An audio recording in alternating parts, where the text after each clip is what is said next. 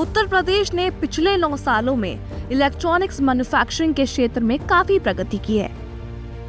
आज उत्तर प्रदेश देश का सबसे बड़ा मोबाइल फोन मैन्युफैक्चरिंग हब बन चुका है। भारत में बनने वाले कुल स्मार्टफोन्स का लगभग 55% प्रोडक्शन अकेले उत्तर प्रदेश में हो रहा है। यहाँ सैमसंग, ओप्पो और वीवो जैसी बड़ी मोबाइल कंपनियां अपने मैन्युफैक्चरिंग प्लांट्स संचालित कर रही हैं। इस तेजी से विकसित हो रहे इलेक्ट्रॉनिक्स इकोसिस्टम का फायदा अब राज्य की एमएसएमई इकाइयों को भी मिल रहा है, जिससे वे तेजी से आगे बढ़ रही हैं। इसी कड़ी में केबी कंपोनेंट्स जैसी कंपनियां मोबाइल फोन के लिए जरूरी कंपोनेंट्स का निर्माण कर रही हैं। ये कंपनी सेल फोन और टेलीकॉम इंडस्ट्री के लिए मोबाइल फोन की बॉडी, बैक कवर और विभिन्न कस्टम प्लास्टिक पार्ट्स तैयार करती है।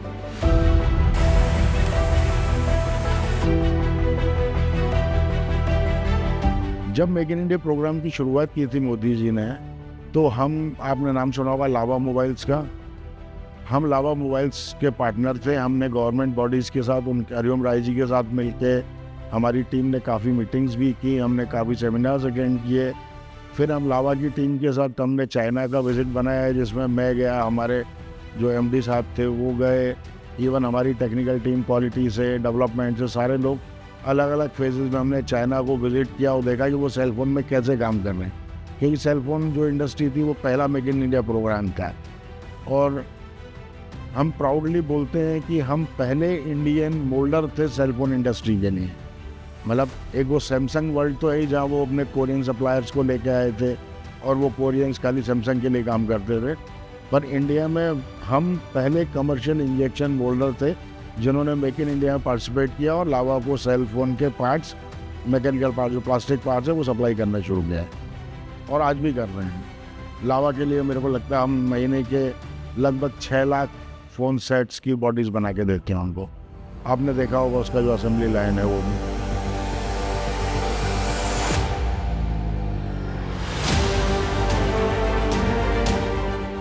ये कंपनी हाई क्वालिटी पॉलीमर और प्लास्टिक कंपोनेंट्स के निर्माण के क्षेत्र में भी काम कर रही है। अत्याधुनिक तकनीक से संचालित इस कंपनी में प्लांट डिजाइन से लेकर मैन्युफैक्चरिंग और क्वालिटी टेस्टिंग तक हर प्रक्रिया में नई और उन्नत तकनीक का इस्तेमाल किया जाता है। सबसे पहले कंपोनेंट्स का डिजाइन तैयार किया जाता है। इसके बाद एडवांस मशीनों की मदद से उनके मोल्ड बनाए जाते हैं। फिर इन्हीं मोल्ड्स का उपयोग करते हुए ऑटोमेटेड मशीनों, रोबोटिक्स और कोबोट टेक्नोलॉजी के जरिए इंडस्ट्रीज के लिए सटीक और उच्च गुणवत्ता वाले पार्ट्स तैयार किए जाते हैं। तो जैसा कि हर इंडस्ट्री में क्वालिटी मेन इम्पॉर्टेंट होती है, तो इसमें जितने भी हम पार्ट्स बना रहे हैं मोल्ड्स के लिए, उनका क्वालिटी चेक होना ज़रूरी है। तो ये हमारा क्वालिटी रूम है। जो आपने अभी मोल्ड देखा था मोल्ड मैन्युफैक्चरिंग का, वो तो मोल्ड बने थे। मोल्ड इन मशीनों में लोड होता है, ये मोल्डिंग मशीन बोलते हैं इसको। मोल्ड से मशीन जो है पार्ट निकाल देती है, वो पार्ट नीचे आता है कन्वेयर पे आके लास्ट फाइनल पैकिंग पे चला जाता है। ये जो आपका पार्ट बन रहा है मोबाइल पार्ट है। मोबाइल का पार्ट से ये इनसे सारे इंसर्ट्स होते हैं। ये ऑटोमेटिकली ये बनता है हमारे यहाँ पर मोल्ड में, और मोल्ड से रॉबोट पिकअप करता है, पिकअप करके यहाँ पर ड्रॉप कर देता है कन्वेयर में।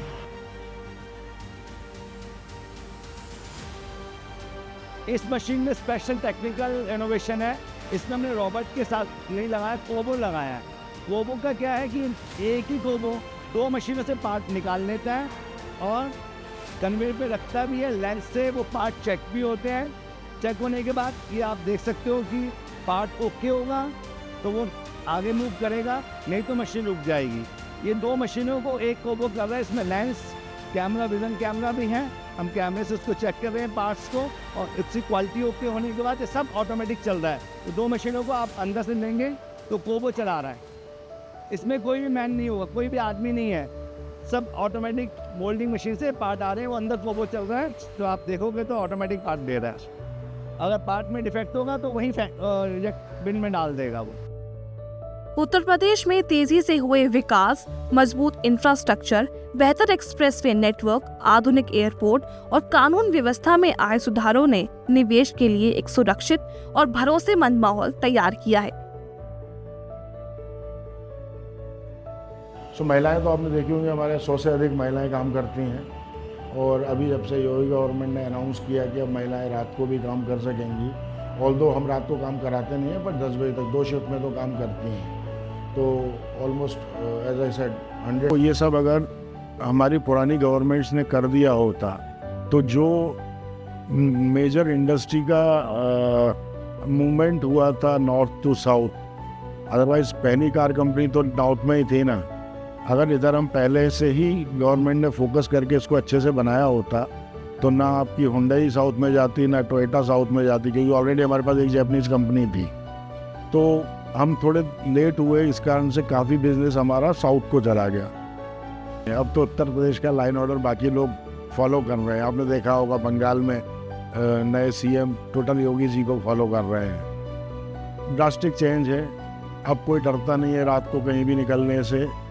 नहीं तो वो टाइम भी था जब, मुझे अच्छे से याद है, मैं जब 2010 में हमने ये फैक्ट्री ली थी, हम ही सोचते थे क्या 7 बजे के बाद घर नहीं जाएंगे। अब तो हम यहाँ 12 बजे तक भी बैठे रहें तो कोई मतलब हमको डर नहीं है। तो वो सुधार तो मतलब ट्रेमेंडस है, इसका तो कोई मतलब वो नहीं है।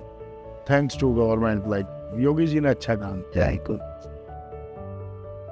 यही वजह है कि देश विदेश की बड़ी कंपनियां आज अपने निवेश और विस्तार के लिए उत्तर प्रदेश को प्राथमिकता दे रही हैं।